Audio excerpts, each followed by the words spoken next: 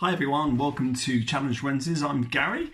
Some of you may know me, some of you may not. I've been on here a few times.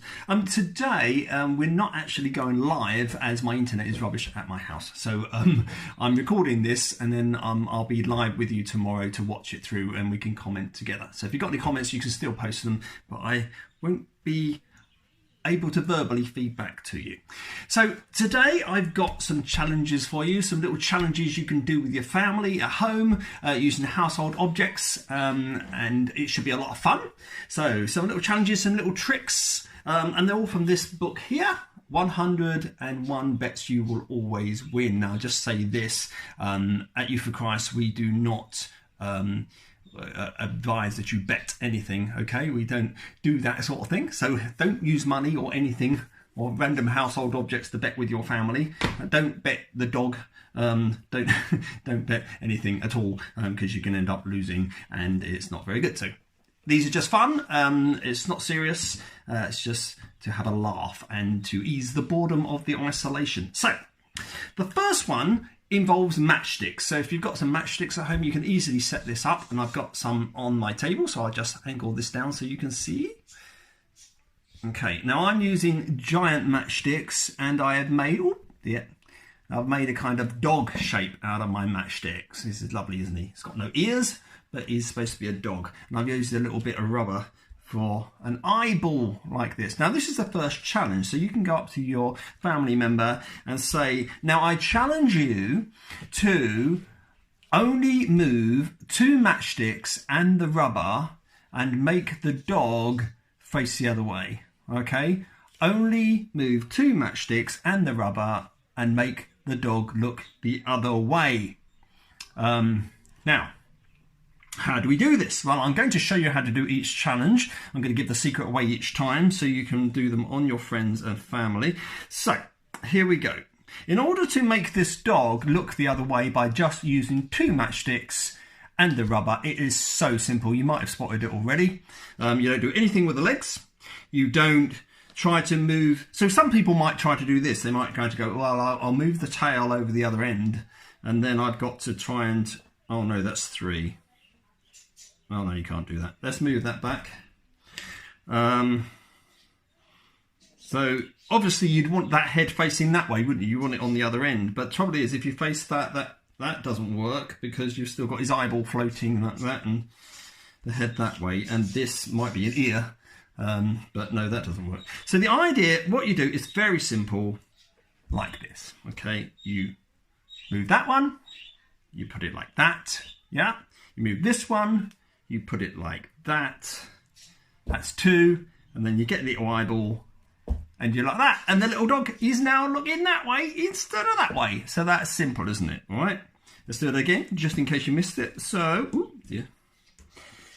so our dog is facing that way, and you say to your family member, I challenge you to make the dog look the other way by just moving 2 matchsticks and the rubber. And all you do is you turn that way there, and that one there, and that one there. And the little doggy is now looking the other way, okay? So he just turns his head. So that's the first little simple challenge. Hope you enjoyed that. You can try that on your family. Okay, let's put those over there.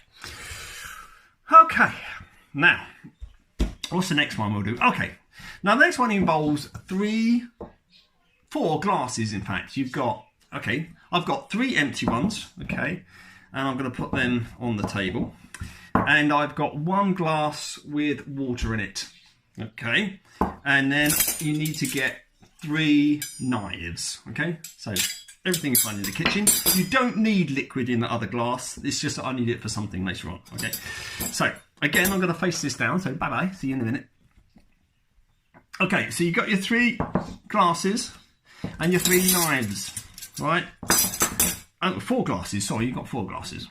Right, and this is the challenge. You say to your family member, I bet you can't, using the 3 knives and the 3 glasses, balance, or tricky, this 4th glass on top of them.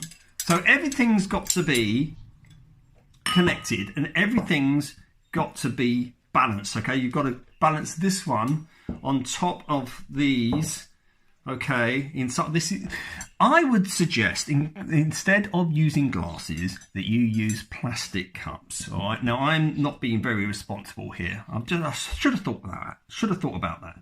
Where's my risk assessment? Anyway, so say these were plastic glasses or plastic cups, right? So you've got 3 knives, 3 cups. You've got to balance them, this one on top, all right? This is how you do it. All right. Put them there, there. This is quite skillful. Right. And then all the knives are going to face into the middle. Okay. Or you could say, actually, if you wanted to add a bit of challenge, instead of some more instructions, you could say you've got to balance this cup here, the liquid cup, on the ends of the knives. All right. On the ends of the knives. Let's say that. Right. Because that'll make it more specific. All right. So we spread these out into a triangle. Hopefully you can see that. All right, one in the corner there. Let's move it just over there a bit. All right. So, oh, not that one. These ones in a triangle. Got one there, yeah? One there at the corner of my screen. And one there next to me. Okay. Now, you cross them over in the middle, the knives like this. If you can see that. Like that. But they've got to be in a specific way that they hold each other up and still balance on the cups. So you form a interlocking triangle in the middle of knife ends. You can see what I'm doing there. Well, I think I've done that one the wrong way around, that's why it's not working. That one needs to go over the top there. So you form a little platform with the little knives interlocking. Can you see that? Yeah? And then, this is the tricksy bit. Let's aim up here. Okay, so they're balanced freestyle on the end, if you can see that. Oh, the end of that's on that one. That's just sitting on the end of that one. The end of that one's facing me on there, and that one's on the edge of that one. Okay, let's actually lift this up a bit so you get a bit more of a... Okay, you see that? And the lines are interlinked, so they're woven. That one goes over that one goes over that one, and that one goes over that one. Then it should support the weight of this glass here. There you go. And that's how you do it, right? So the challenge is, you say what you need to do is you've got to balance the glass with the liquid in it on the ends of the knives, but using the 3 cups, and everything's got to be interconnected, right? And that's how you do it, all right? There you go. That's how it looks. Right, so that's challenge number 2. Hope you enjoyed that. All right, let's take that off. Put those away. Put those away. Put those away. All right, let's use this little glass here for my 3rd challenge. Now, this 3rd challenge is very simple. All you need is a glass of water or a cup of water and a paper clip, okay? A paper clip. I've got a nice bright green one for this. So, and then you say to your family member, can you, I bet you can't, float this paper clip on that water? Okay, so obviously your family member is going to come on and go, I'll give it a go, here we go. And so they'll try to carefully place the paperclip in the glass on the water, and that's stunning because I've actually done it first time, and that actually spoils absolutely everything because I'm so careful. Poop is dropped in. Right, I'm wondering if I must have magic water. Let's have a go. That wasn't supposed to happen.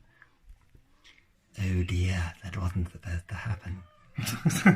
Right, we'll have another go. So you say to your family member, right, I bet you can't float this paperclip on this water. And hopefully they won't be able to do it. Right, here we go.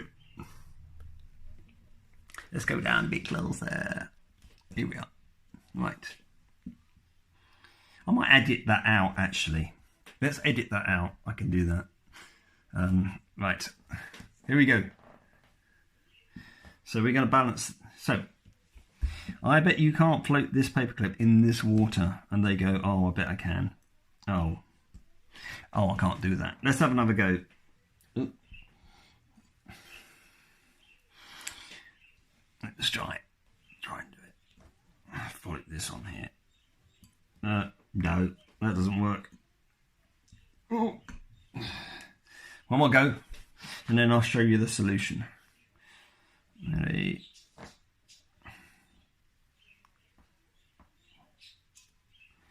No, won't float on there. There is a solution. I will show you how to do it.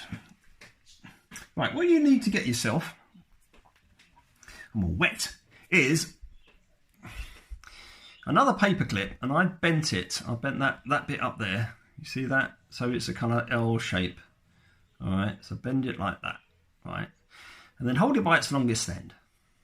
And what you're going to do, you're going to place your other paper clip and just rest it on there. Okay, just rest it on there. And you're going to hold the top of it. Like, it's a bit fiddly. Oh, I dropped it in the water. Didn't mean to do it. Right. Right, so you've got a little platform and you're putting your other paper. I did it again. Oh dear. Right, here we go. You can tell. Oh, you tell this is sort of live. I'm recording, but I might not edit because it's funny. Right, okay. So you got that. Let's hang this down.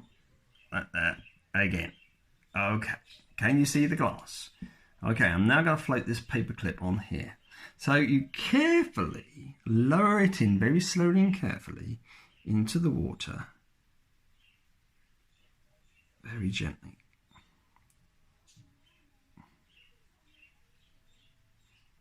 Here we go.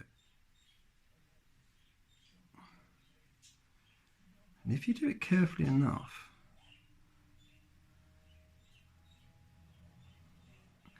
the paperclip will float on the water. You see? There you go. Now what that's doing is water's got this thing called surface tension, which is a kind of like the molecules on the surface of the water, to get all sciencey. I'll get to move over there, that's better.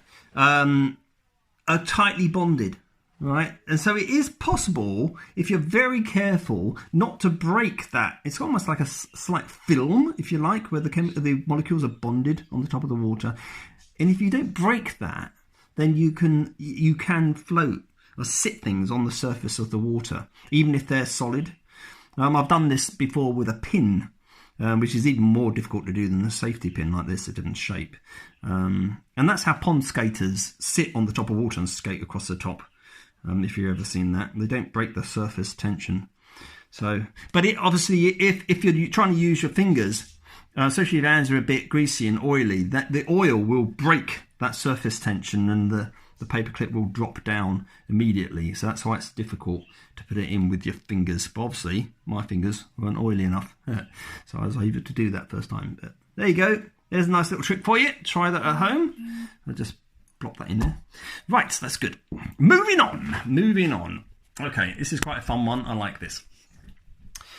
So you'll need to get... Oh, where am I? Hello. Right. Okay.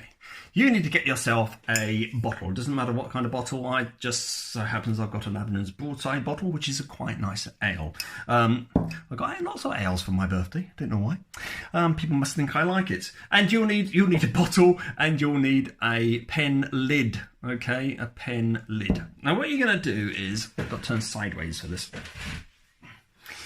You've got to put the pen lid inside the neck of the bottle, right? And do it so the outward facing end is inwards to the bottle, right? Like that. And you're going to say to your family member, you're going to say, I want you to blow the lid into the bottle. Okay, as simple as that. Just blow the lid into the bottle. At which point they will obviously get the bottle with the lid in there and blow into it. And this is what happens if you blow and try to blow the lid into the bottle. Ready? Did you see that? It actually shot out towards me the other way. Let's try it again, right? So the lid is in the bottle. See it? Right, here we go. Gonna blow it in.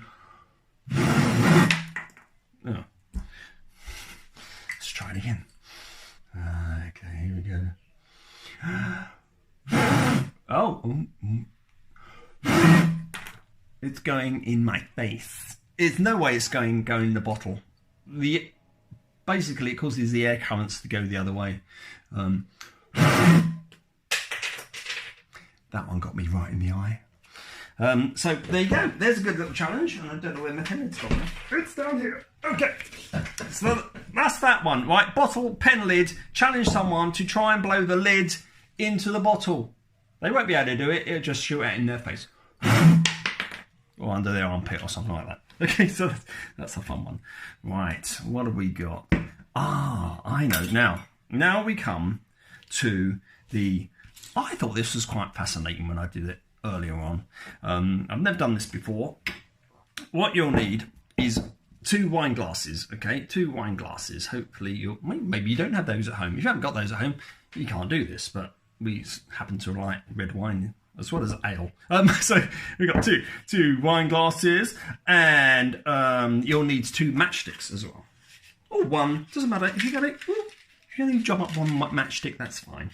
Now, I'm going to own this down. I will see you soon. I'm going to aim it down here. Right. Here we go. So you've got your 2 glasses on the table, okay, like that. Now, you want to balance a couple of matchsticks on the rim of one of the glasses, okay. Oh, without dropping them in, obviously, because that's not conducive to the plan. Okay, so couple of matchsticks on the rim. Now this didn't always work.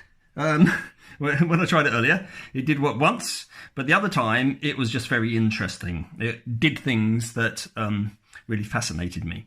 Now the challenge is, you say to your family member, I challenge you, without touching that glass, without blowing on it, without touching the matchsticks, to get the matchsticks to fall into the glass.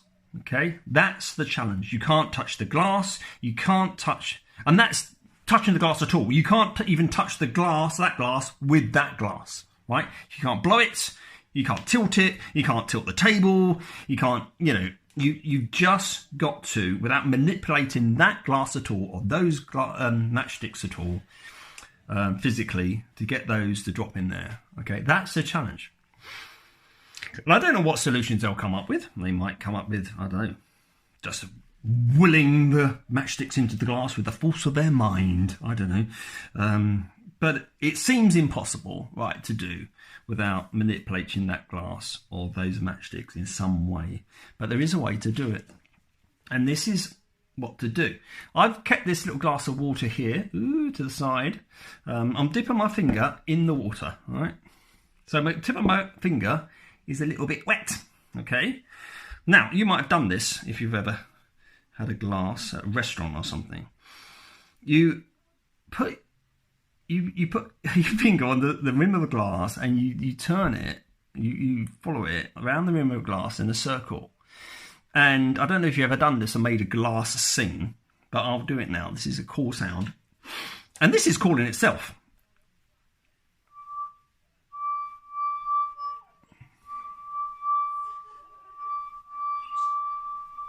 So that noise isn't coming from anywhere else other than me putting my finger on the rim of the glass. Okay, but if I hold that glass steady and do this, watch the matchsticks. This might work, this might not.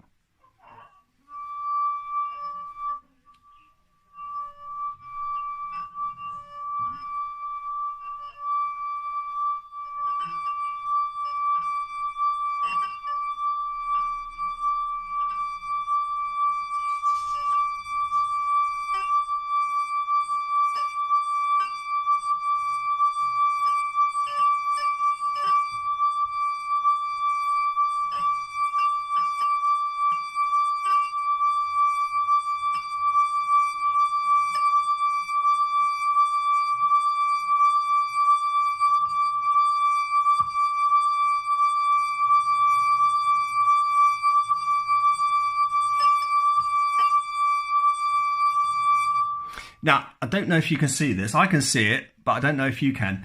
The matchsticks, they're not dropped in yet, but they are moving.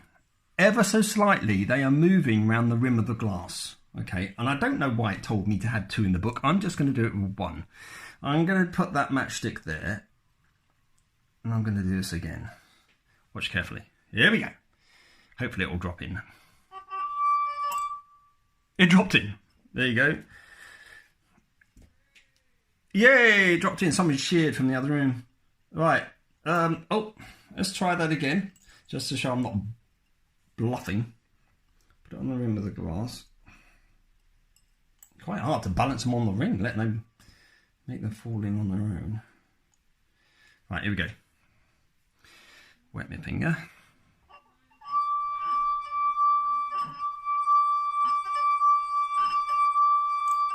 There you go. It dropped in. Let's try it with 2. Let's see if we can do it.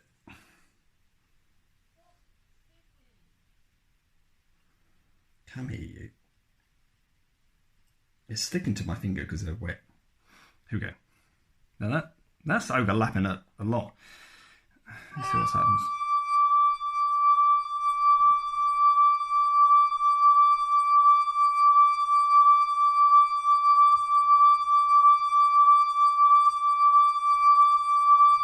This little matchstick is actually just moving around the rim of a glass. And this one's, I don't know what this one's doing.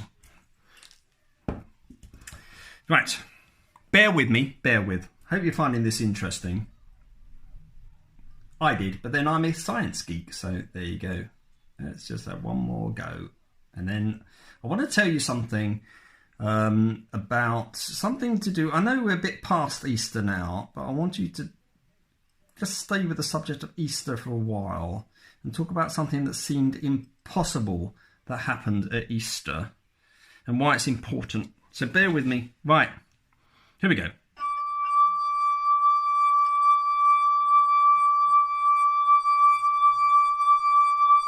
Move, matchstick, move.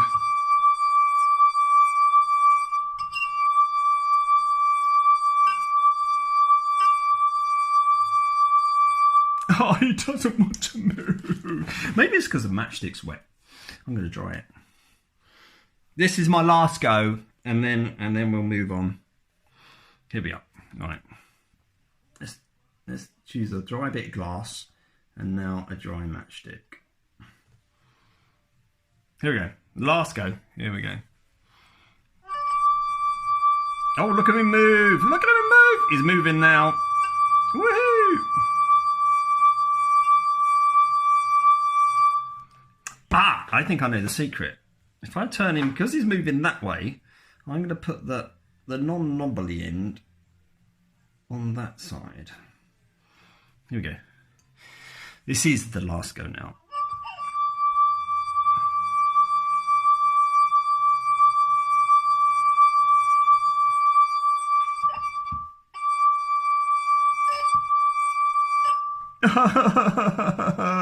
This isn't a good finish, people. This isn't a good finish.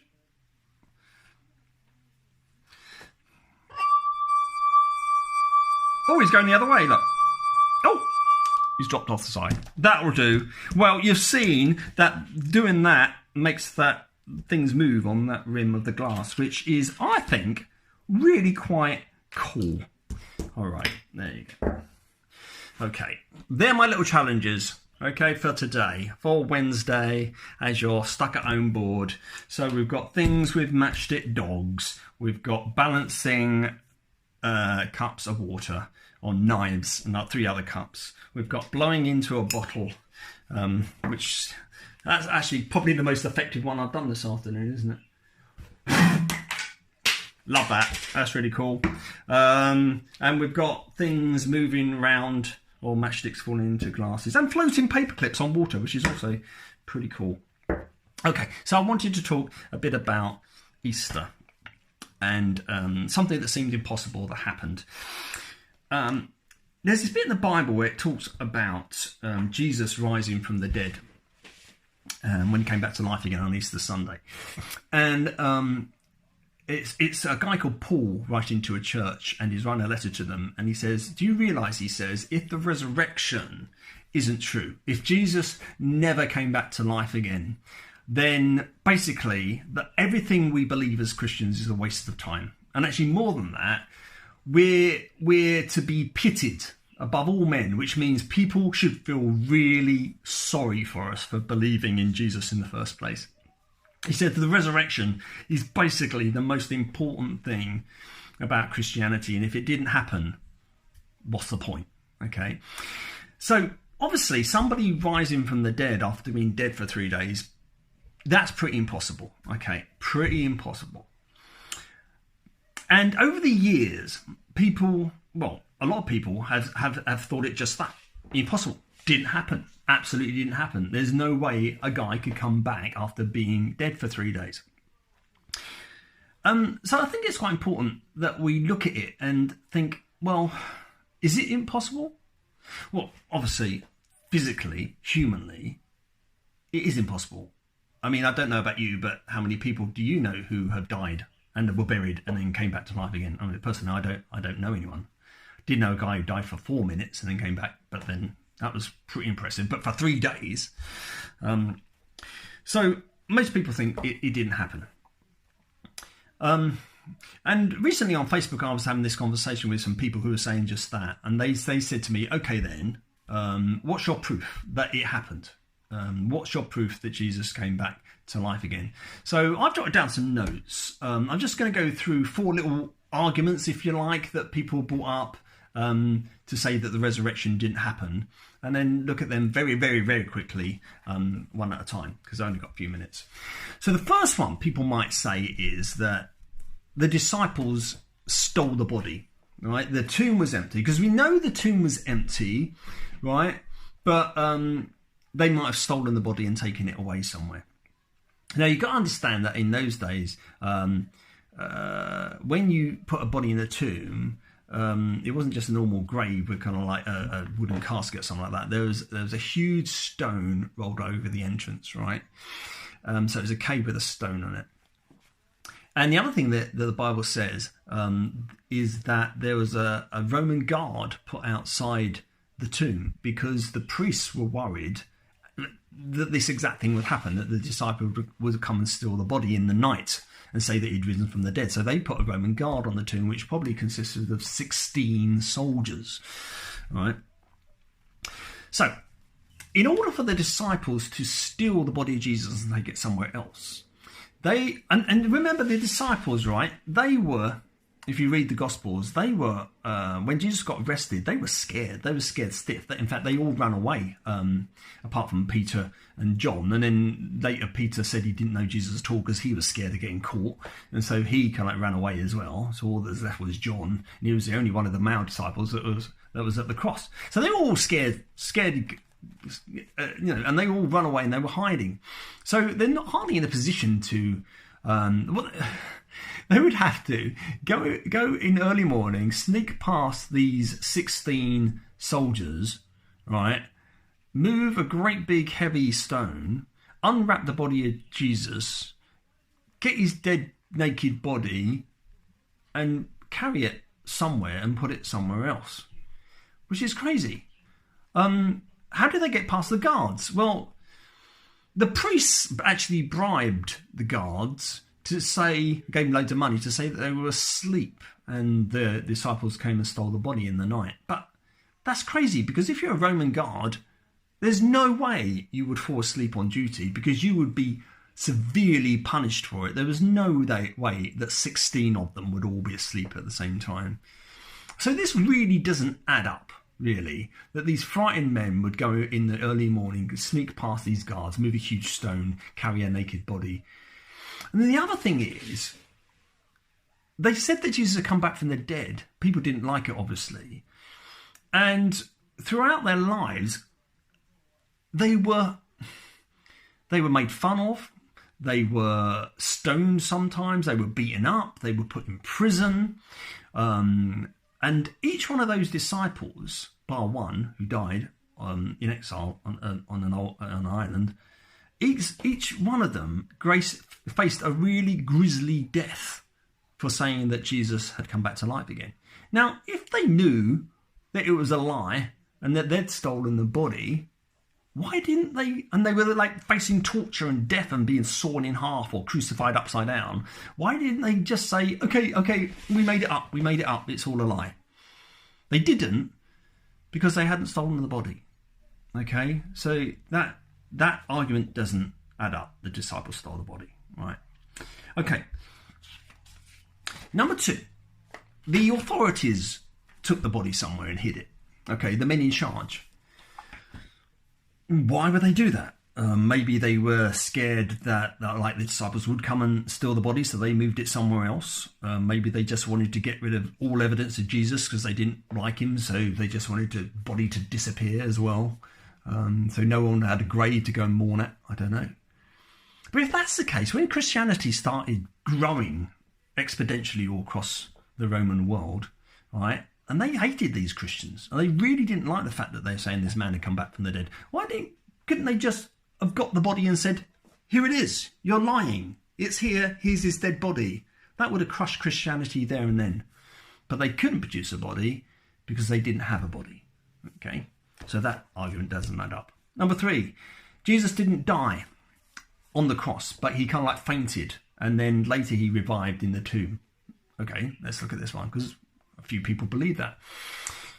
So, Romans, they were experts at crucifixion. They knew exactly what they were doing. If you see my my Centurion video on YouTube, you might want to check that out, the Centurion sketch. It goes in quite graphic detail of what happens when someone nails someone to a cross. It's horrible.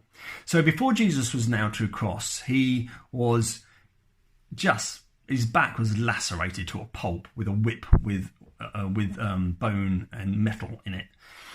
So basically he was half dead by the time he actually got to the cross. And at the cross he would have been nailed through his hands and his feet, or his wrists and his feet. He was left hanging there for 6 hours in the hot sun. His bones would have been out of joint. And after 6 hours, his lungs would have just filled up with fluid. His heart would have probably physically torn, ruptured with the pressure of the whole thing. He was dead. And then they came to him and they were going to break his legs, because that's what they did, to make sure someone's dead on the cross. One of the soldiers says, no, he's dead already. But to make sure, they put a spear right through his side, probably through his lungs, through his heart, and blood and water came out, it says. So that's basically his blood had congealed in his arteries. I mean, he was dead as a doornail. Okay, so he was put in this tomb and sealed up. Okay, so say he didn't die in the tomb. 3 days later, he sort of like came round. All right. Now his body would have been wrapped up in linen clothes with spices and spices on, which would have hardened into this really hard substance. So first thing he would have had to do, if he didn't suffocate already, would be to get out those grave clothes somehow, and then he would have had to, after 3 days of obviously being, having all this torture and punishment, not having eaten or drunk anything for 3 days. He would have had to move this huge stone away from the entrance and clamber out and get past the guards. It's crazy, isn't it? And then walk for 2 or 3 miles to meet his disciples on the feet that had been impaled with nails. It's just stupid. It doesn't add up. Jesus died. He did not revive in the tomb. He would not be able to get out even if he had fainted, because that didn't add up. Last one. The disciples hallucinated and they just basically thought they saw Jesus alive again. Well, again, this doesn't add up, because Jesus appeared, we read, to different groups of people at different times of day. And sometimes he appeared to individuals, sometimes to little groups. And on one occasion, he appeared to over 500 people at one time. And these just weren't short glimpses, they were long conversations. And he ate with people and he drank with people and they could touch him. And hallucinations, when you look at hallucinations, when people think they see people after they died, they're to do with wish fulfillment, that they want to see the person. And they're so desperate to see the person that they sort of think they do see them. But when you look at the disciples, they didn't even... They were so scared. They were scared, but they weren't expecting to see Jesus again. They were just... That's not their mindset. And when Jesus turned up, they were totally surprised and didn't actually believe that it was him and had to be convinced about it. So that doesn't... So hallucination doesn't add up. So you add these things together, and there's a pretty convincing proof, actually, that Jesus did rise from the dead. I mean, you look at what happened to the disciples, changed from really scared people into people that are kind of like just proclaiming it everywhere. Yes, Jesus is risen, facing death for it. Total change of character for them. You look at what the church did, and it just grew, and thousands and thousands and thousands started flooding into the church because they became convinced that Jesus had risen. Remember, all these things were written, this is important to say, in the lifetime of the people who were there. So if it wasn't true, it wouldn't have stood up to public criticism. The Gospels would never have got past day one. People would say, this is a load of rubbish, don't believe this. But it was written down while the people were still there. It was circulated while the people were still alive. And people flooded into the church because they were convinced that the Jesus had risen from the dead. And the church is now, over 2 billion people on this planet believe that Jesus is alive. The church is growing and growing and growing. And also personally for me, I'll finish with this, is that I've experienced so much of the risen Jesus in my life. I totally believe that my spirit has had an encounter with the risen spirit of Jesus. Of course, when Jesus came back from the dead, he spent 40 days appearing to people and talked with people, and then he went up to heaven, and he's now alive in heaven, and he communicates with us through his spirit. And I have seen so many things. I've seen miracles. I've experienced miracles of my own. I've heard about hundreds of miracles that I haven't seen personally, but know from friends and family. I know what it is to be amazingly forgiven. A total change around of heart and mind, and I've got a real hope for the future. I don't fear death because Jesus died, came back to life again. I believe he's conquered that. And from personal experience, I just know that Jesus is alive and well, and he changes hearts and lives, and he can change your heart and life as well and give you hope for the future. And so something that seemed impossible, the resurrection of Jesus, I believe is totally, really possible. And one of the most amazing things, if not the most amazing thing that's happened on this planet. So that's what I wanted to say. If you want to respond anyway to that, please leave a comment below. And that's it. So tomorrow Jen is going to be with us again doing Thoughtful Thursday. I hope you enjoyed my little tricks and challenges, the failures as well as the successes, and I'll see you sometime soon. All right, but stay safe and spread love, not germs.